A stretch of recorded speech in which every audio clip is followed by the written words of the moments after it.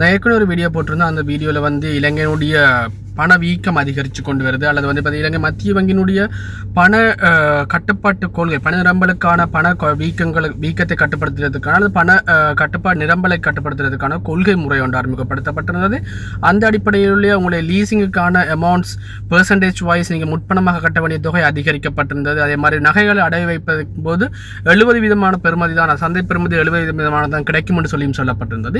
இப்போ அதற்கு அடுத்த கட்டமாக இலங்கையுடைய பணமானது தற்பொழுது சவுத் ஏசியாவை பொறுத்த வரைக்கும், தெற்காசிய நாடுகளை பொறுத்த வரைக்கும் இலங்கையுடைய பணமானது அமெரிக்க டாலருக்கு எதிராக சிறந்த ஒரு பெறுமதியில் இருக்குன்னு சொல்லி அறிவிக்கப்பட்டிருக்குது. ஆகவே அந்த அடிப்படையில் யூஏயை பொறுத்தவரைக்கும் யூஏயில் கடந்த 4 நாட்களுக்கு முன்னர் ஒரு திராம், யூஏனுடைய கரன்சி ஒரு திராமை பொறுத்த வரைக்கும் இதனுடைய எக்ஸ்சேஞ்ச் ரேட்டை பார்த்தீங்கன்னு சொன்னால் 94.75 காணப்பட்டது. தற்பொழுது இன்றைய திகதி 4 நாட்களுக்கு பின்னர் இன்றைக்கு வந்து அது 88.45 காணப்படுது. ஆகவே ஏறத்தாழ பெறுமதி 6 ரூபாயாக 4 நாட்களுக்குள் குறைவடைஞ்சிருக்குன்னு சொல்லணும்.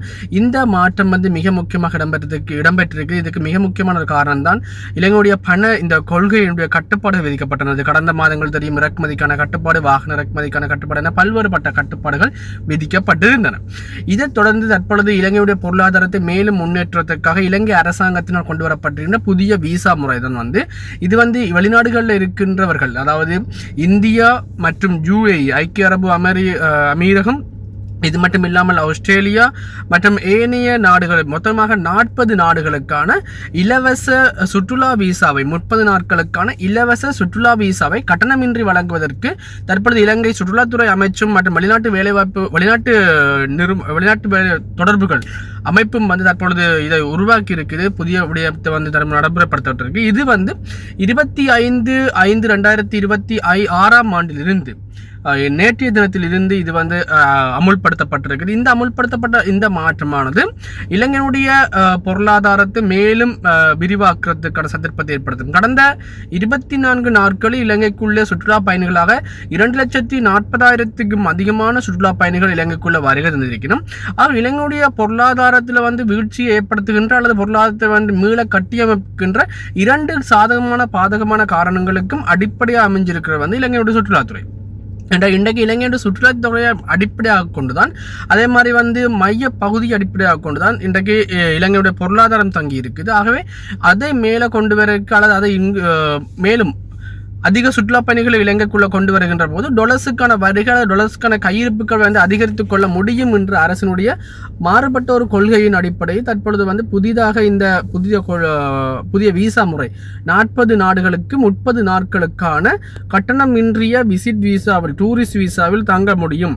இவர்கள் டூரிஸ்ட் விசாவில் வந்து தங்கள் இலங்கையை சுற்றி பார்க்க முடியும் என்று சொல்லியும் சொல்லப்பட்டிருக்கு. அது மட்டும் இல்லாமல் உங்களுக்கு சோசியல் மீடியாஸில் எல்லாம் பார்த்தீங்கன்னு சொன்னால் இலங்கையுடைய சுற்றுலா தொடர்பான பல்வேறுபட்ட வீடியோஸ், பல்வேறுபட்ட மோட்டிவேஷன் அல்லது வந்து பார்த்தீங்கன்னா மார்க்கெட்டிங் வீடியோஸ் வந்து தற்பொழுது ஆரம்பிக்கப்பட்டிருக்கு. ஆகவே இதுவும் இலங்கையுடைய பொருளாதாரத்தை ஏற்பட்டு கொண்டிருக்கின்ற சர்வதேச பொருளாதார நெருக்கடியில் இருந்து மீட்டெடுப்பதற்கு ஒரு முயற்சியாக, ஒரு வாய்ப்பாக இதை பயன்படுத்திக் கொள்றதுக்கு இலங்கை அரசாங்கம் தற்பொழுது தீர்மானிக்கப்பட்டிருக்குது.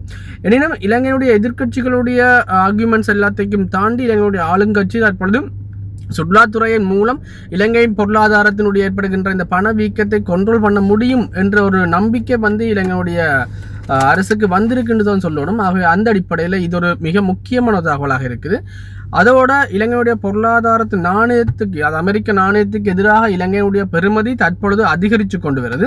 அதாவது இலங்கை ரூபாயுடைய வலு, அந்த பெறுமதி, கொள்வனவுடைய பெறுமதி வலுவடைஞ்சு கொண்டு வருதுன்னு சொல்லலாம். இது வந்து இலங்கையில் இருப்பவர்களுக்கு மிக மிக பயனுள்ளதாக இருக்கும். தற்பொழுது இலங்கையில் இருக்கிற நபர்களுக்கான இந்த ரேட்ஸ், அதாவது தற்பொழுது இலங்கையுடைய அந்த 350க்கு மேலே இருந்த ஒரு டாலர்ஸுக்கான பெறுமதி, 350க்கு மேலே இருந்த அந்த டாலர்ஸ் பெறுமதி இப்போ வந்து 320 விட குறைவாக வந்து இருக்குன்னு சொல்லப்படுது. கடந்த 4 நாட்களில் இந்த மாற்றம் இடம்பெற்றிருக்குது. அதிலும் மிக முக்கியமாக இந்த வாகன இறக்குமதியின் மீதான முற்பண தொகையில் ஏற்பட்ட அதிகரிப்பு.